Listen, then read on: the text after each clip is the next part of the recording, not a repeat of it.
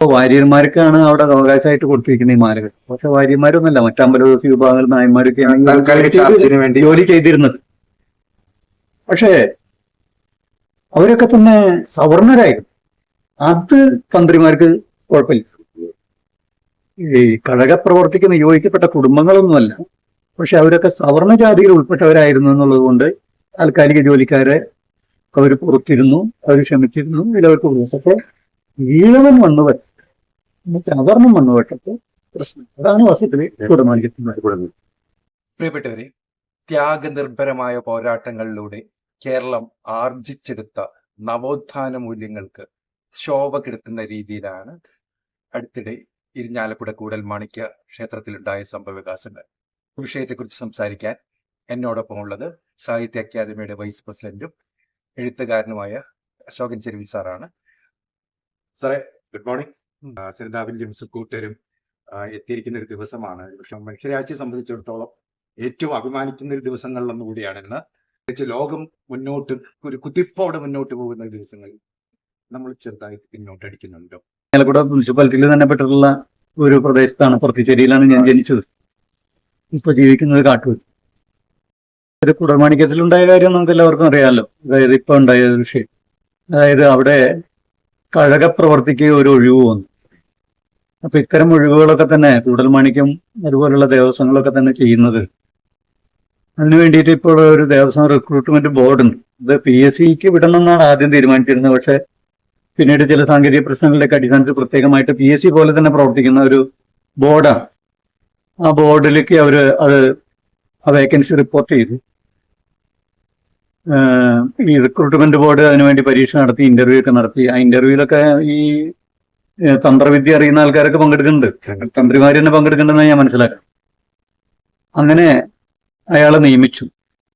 അയാൾ ജോലി ചെയ്തുകൊണ്ടിരിക്കുമ്പോഴാണ് അയാള് ഈഴവനാണ് എന്ന് മനസ്സിലാക്കുന്നത്. എന്ന് വെച്ച് കഴിഞ്ഞാൽ അവർണനാണ്. അപ്പൊ അവർണന് അവിടെ ഇത്തരത്തിലുള്ള ജോലികൾ ചെയ്യാന്ന് വെച്ച് കഴിഞ്ഞാൽ തന്ത്രിമാരായിട്ടുള്ള ഞങ്ങൾക്ക് അവിടെ പ്രവർത്തിക്കാൻ കഴിയില്ല, ക്ഷേത്ര ആചാരങ്ങളൊക്കെ തെറ്റിപ്പോകുന്നു. പൊതുജനം ഈ വിഷയത്തോട് പ്രതികരിച്ചു മികച്ച തരത്തിലുള്ള ഒരു മുന്നേറ്റമാണ് ഇപ്പൊ ഇരിങ്ങാലക്കുടയിൽ നടത്തുന്നത്. ഞാൻ തന്നെ ഇരിങ്ങാലക്കുടയിൽ ഒരു 5-6 പ്രതിഷേധ സമരങ്ങളിലും പൊതുയോഗങ്ങളിലും പങ്കെടുത്ത് സംസാരിക്കുന്നുണ്ട്. ഇനിയും പല പരിപാടികളും നടക്കും. എന്നോട് കുറച്ചു നേരം സംസാരിച്ചതിന് ഒരുപാട് നന്ദി. എങ്ങനെയായിരുന്നു പൊതുജനം ഈ വിഷയത്തോട് പ്രതികരിച്ചു? മികച്ച തരത്തിലുള്ള ഒരു മുന്നേറ്റമാണ് ഇപ്പൊ ഇരിങ്ങാലക്കുടയിൽ നടത്തുന്നത്. ഞാൻ തന്നെ ഇരിങ്ങാലക്കുടയിൽ ഒരു 5-6 പ്രതിഷേധ സമരങ്ങളിലും പൊതുയോഗങ്ങളിലും പങ്കെടുത്ത് സംസാരിക്കുന്നുണ്ട്. ഇനിയും പല പരിപാടികളും നടക്കും.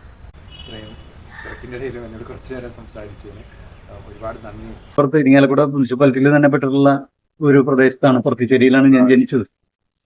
ഇപ്പൊ ജീവിക്കുന്നത് കാട്ടൂർ. അപ്പോ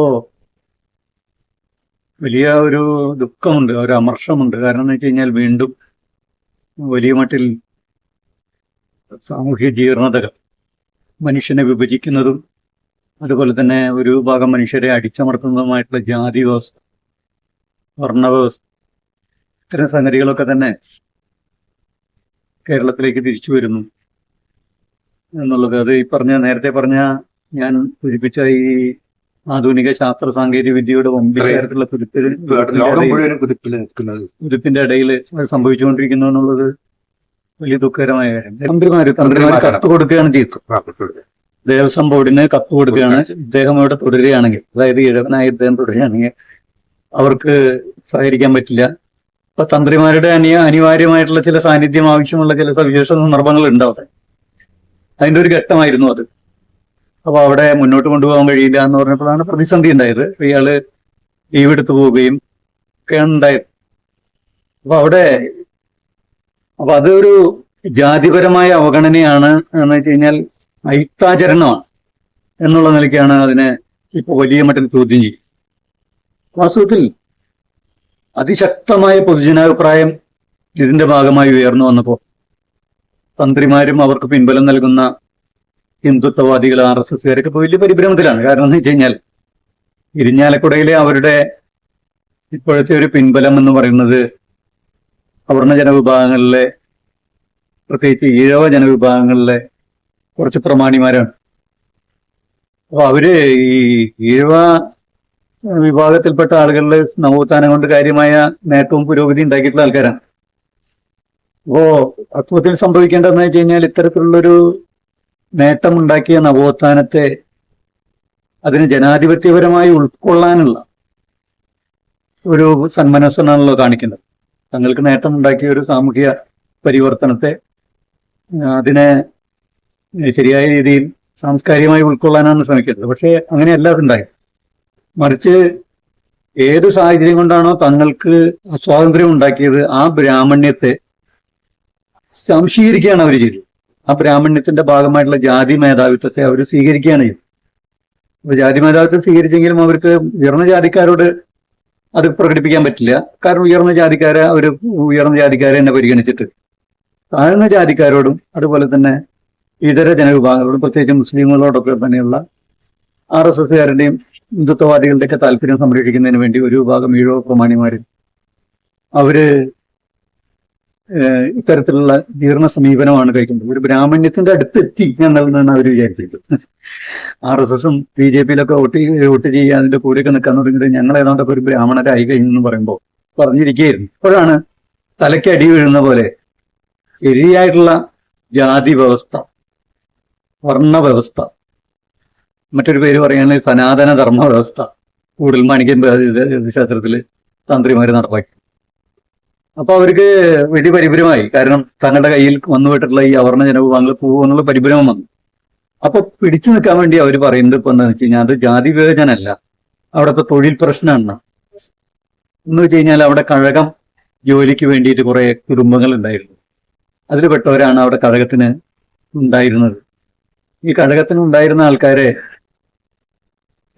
മാറ്റി നിർത്തിയിട്ടാണ് അവിടെ ഈ കഴകത്തിന് പെട്ട കുടുംബക്കാരെ മാറ്റി നിർത്തിയിട്ടാണ് ഇയാളെ പോസ്റ്റ് ചെയ്തതെന്നുള്ളത് ഒരു തട്ടിപ്പ് അവർ പറയാണ്. വാസ്തവത്തില് ആരെയാണ് മാറ്റി നിർത്തിയെന്ന് ഇത്ര ദിവസമായിട്ട് അവർക്ക് പറയാൻ പറ്റിയില്ല.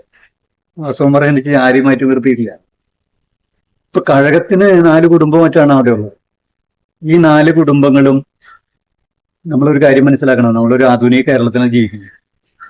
നമ്മൾക്ക് ജാതിപരമായിട്ട് വർണ്ണധർമ്മം അനുസരിച്ച് കുലത്തൊഴിലൊക്കെ ആയിട്ട് കിട്ടിയിട്ടുള്ള കാര്യങ്ങൾ അനുസരിച്ചിട്ടൊന്നുമല്ല മനുഷ്യന്മാരെ ജീവിക്കുന്നത്. ഓരോരുത്തരും ഓരോരോ പഠിപ്പിനും വിദ്യാഭ്യാസത്തിനും അനുസരിച്ചുള്ള ജോലികളാണ് ചെയ്യുന്നത്. ഇപ്പൊ കഴകപ്രവൃത്തി 4 കുടുംബങ്ങൾക്ക് കൊടുത്തു എന്നുള്ളതുകൊണ്ട് ഭഗവാനെ പരിചരിക്കുന്നതിന് വേണ്ടി അവർ വേറെ തൊഴിലൊന്നും ചെയ്യാതിരിക്കുന്നില്ല ആ വീട്ടുകാര്.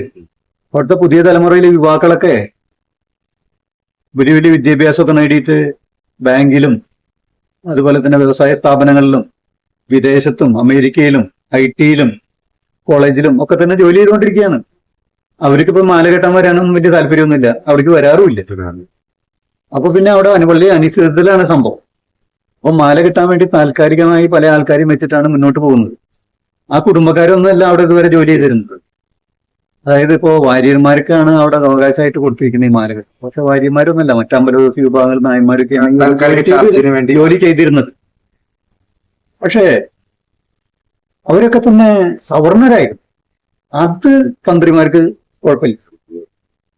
ഈ കഴകപ്രവർത്തിക്ക് നിയോഗിക്കപ്പെട്ട കുടുംബങ്ങളൊന്നുമല്ല, പക്ഷെ അവരൊക്കെ സവർണ ജാതിയിൽ ഉൾപ്പെട്ടവരായിരുന്നു എന്നുള്ളത് കൊണ്ട് താൽക്കാലിക ജോലിക്കാരെ അവർ പുറത്തിരുന്നു, അവർ ക്ഷമിച്ചിരുന്നു, ഇവർക്ക് കൊടുത്തു. അപ്പൊ ഈഴവൻ വന്നുപെട്ടു, അവർണം വന്നുപെട്ടപ്പോ പ്രശ്നം. അതാണ് വാസ്തവത്തില് കുടമാണിക്യത്തിന്മാർ.